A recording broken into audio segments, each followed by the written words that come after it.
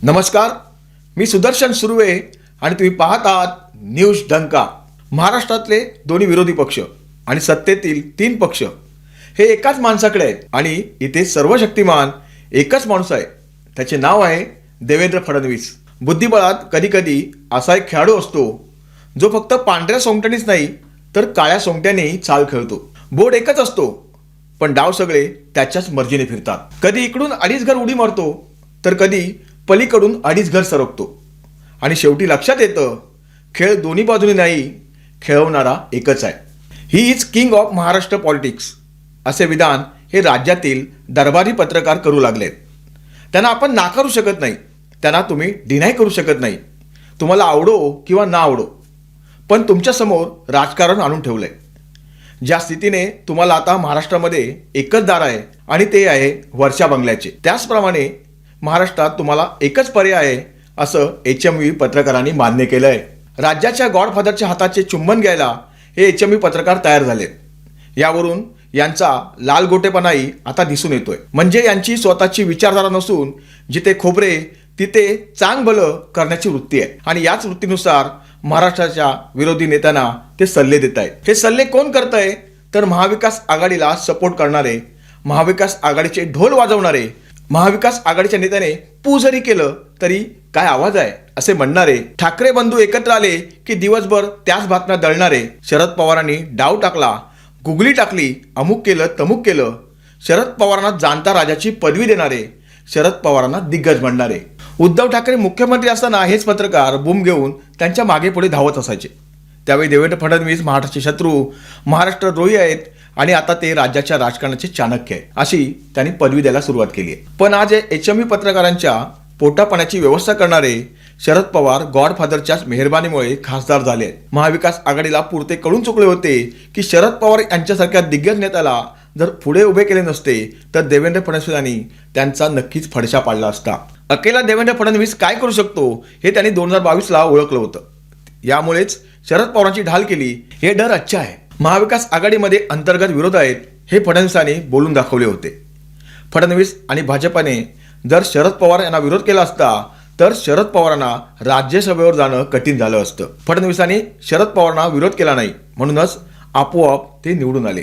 महाविकास आघाडीचे ढोल वाजवणारे, महाराष्ट्रात विधानसभा महापालिकेच्या निवडणुकीत ठाकरे बंधूंच्या ब्रँड वाजवणारे, भाजपाचा उघड अपप्रचार करणारे, अफवांची सरबत्ती चालवणारे, संजय राऊतांपुढे लालगुटे करणारे हेच ते HMV पत्रकार. या पत्रकारांच्या एकतर्फी नरेटिव्हला, एकतर्फी अजेंड्याला मतदार बळी पडले नाहीत. मतदारांनी महाविकास आघाडीला जागा दाखवली.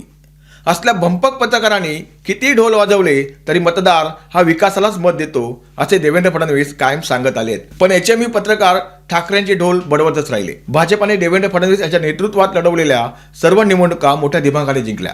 आता यापुढे 3 वर्ष तरी कोणतीही निवडणूक नाही, त्यामुळे फंड नाही आणि धंदा थंड आहे अशी HMV पत्रकारांची गत आहे. हे उगाचच कोपराने खणून चाचणी केली जाते का अशी लोकांची शंका आहे. उशिरा का होईना त्यांना साक्षात्कार झालाय की देवेंद्र फडणवीसच गॉडफादर आहेत.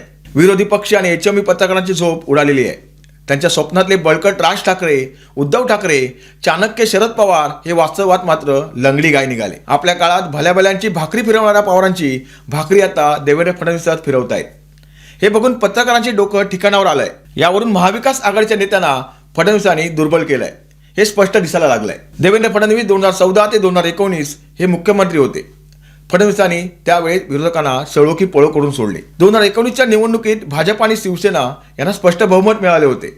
पण बंद दरवाजा आड हा मुद्दा आणून उद्धव ठाकरेंनी तिकडून काढता पाय घेतला. त्यावेळी उद्धव ठाकरे यांची कर्तव्यहीन महत्वाकांक्षा मतदारांच्या गळी राजकीय डाव म्हणून उतरवण्याचं काम याच HMV पत्रकारांनी केलं. 2019 नंतर फक्त देवेंद्र फडणवीस मुख्यमंत्री होऊ नये म्हणून शरद पवारांनी उद्धव ठाकरेंच्या गळ्यात गळे टाकले. जर पुन्हा एकदा देवेंद्र फडणवीस मुख्यमंत्री झाले असते तर ते शरद पवार आणि विरोधकांना डोईजड झाले असते.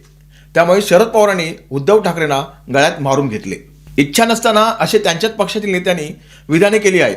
उद्धव ठाकरेंची मुख्यमंत्री बनण्याची इच्छा होतीच. त्यांनी शरद पवारांच्या गळ्यात गळे घातले.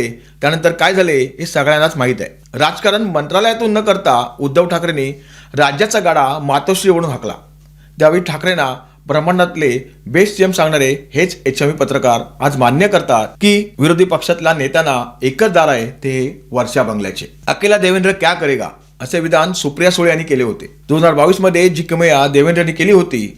विधान परिषद विरोधी पक्षात असताना जास्त उमेदवार निवडून आणले होते. यावेळी राज्यसभेतही 7 पैकी 6 आमचेच खासदार निवडून येतील असे ते छातीटोकपणे सांगत होते. त्याचवेळी हलक्या शब्दात त्यांनी 7व्या जागेची धमकी दिली होती. HMV पत्रकारांना ती ऐकूच आली नाही. 7वा पडेल की काय ही धमकी ताईंना समजली. शरद पवारांची ढाल केली आणि त्यांना उमेदवारी देऊ केली. अखेर देवेंद्रने राज्याचे राजकारण हादरवून सोडले हे ताईंच्याच पत्रकारांना मान्य आहे का? आणि आज परिस्थिती अशी आहे की त्याच प्रश्नांचे उत्तर महाराष्ट्राच्या राजकारणाने स्वतः दिलंय. कारण अकेला नव्हता तो, त्याच्या मागे होती रणनीती, त्याच्या चालांमध्ये होती अचूकता आणि डोक्यात होता पूर्ण गेम प्लॅन. ज्यांना वाटत होतं की एकटा काय करणार त्यांनाच आज विचारावं लागतंय अकेला देवेंद्रने इतना सब कैसे कर दिया. लोकसभेला युतीला दणका बसला पण फार मोठा फरक नव्हता. महायुती आणि महाआघाडीमध्ये तो तुटपुंजा फरक होता. त्यावेळी या काडी पैलवानाची छाती 60 इंच फुगली होती. पण 3 वर्षे काहीच नाही, भरलेल्या ताटावरून उतरवले आहे हे म्हटल्यावर फुगलेल्या छातीला पिन लागली असेल. विधानसभा निवडणुकीत भाजपाचे 132, शिवसेनेचे 57 आणि अजित पवार राष्ट्रवादीचे 41 आमदार निवडून आणले. नगर परिषद, जिल्हा परिषद, नगरपालिका, महापालिका सगळ्याच निवडणुकीत विरोधकांचा धुव्वा उडवला. एकंदरीत फडणवीसांचे राजकारण विरोधी पक्षांना नाचवायचं हे त्यांनी दाखवून दिलंय. विरोधी पक्ष कमजोर होताच ठाकरे ब्रँड, काँग्रेसची, शरद पवार गटाची धुळदाण झाली. प्रत्यक्षात ठाकरे ब्रँड सर्व काही गमावून बसला. कोणामुळे? याच HMV पत्रकारांमुळे. चंद्रपूरमध्ये काँग्रेस निवडून आली. वडेट्टीवारांनी जल्लोष केला, पण वडेट्टीवारांचा पोपट उद्धव ठाकरेंनीच केला. भाजपचा महापौर बनला.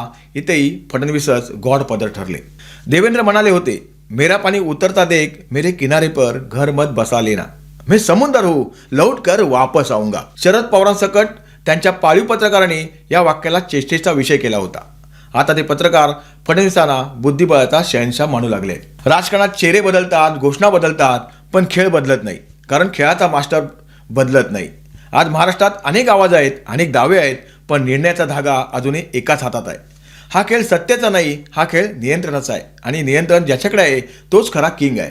म्हणूनच बोर्डावर किती सोंगट्या असल्या, रंग पांढरा असो किंवा काळा, चाल कोणाची चालते हे ओळखा. कारण शेवटी खेळ दोन्ही बाजूने नाही, खेळवणारा एकच आहे. तुमचं मत काय आहे कमेंटमध्ये नक्की करा. न्यूज डंका चॅनलला सबस्क्राईब करा. मी आहे सुदर्शन सुर्वे आणि तुम्ही पाहत आहात न्यूज डंका.